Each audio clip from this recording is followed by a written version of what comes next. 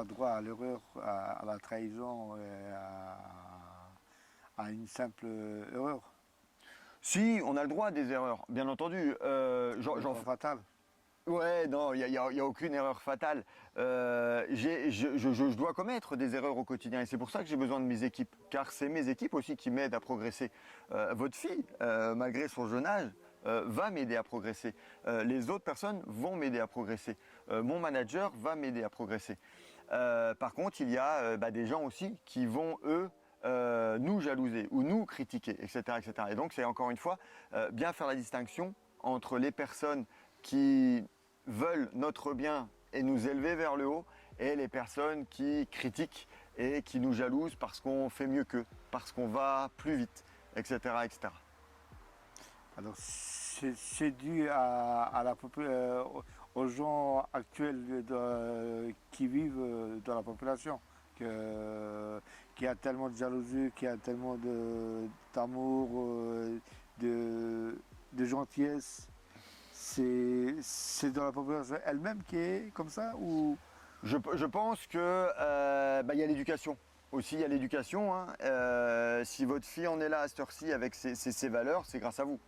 Grâce à tout ce que vous leur avez transmis pour avoir ces notions de respect, de partage et autres, qui pour moi maintenant me touchent énormément. Aussi, hein, le fait de comprendre de profiter des petits bonheurs du quotidien. Ça, c'est très important. C'est des choses où les gens, à cette heure-ci, se plaignent constamment.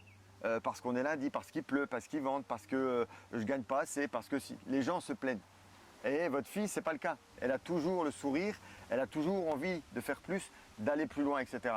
Et ça donne, ça donne l'envie aux autres.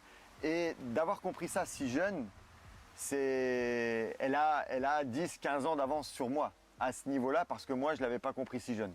Donc oui, je l'aide au quotidien sur ça, mais les valeurs fondamentales, c'est vous qui lui avez transmis. Et puis, maintenant, elle a su les garder. Plutôt que de voir la jalousie, de voir le reste et de se plaindre, elle va regarder ce qu'elle est là et comment elle s'en sort. C'est la seule chose à faire. Du coup, vous, votre esprit d'équipe, votre esprit, la confiance, c'est vous dites, tant qu'on est une équipe, on va loin. Tout à fait. Tout à fait. Tant qu'on est une équipe, on va loin. Je l'ai démontré lors de mes précédentes fonctions. On est en train de le remontrer ici aussi dans notre quotidien, alors que ce soit le monde professionnel, mais que ce soit également le monde sportif. Quand je vais construire une équipe, je vais aller chercher les personnes qui ont le bon mindset, qui ont l'envie, qui ont la motivation, qui voient le positif, qui aiment les challenges, plutôt que peut-être un expert qui va être en autonomie et ne pas participer à la vie de l'équipe.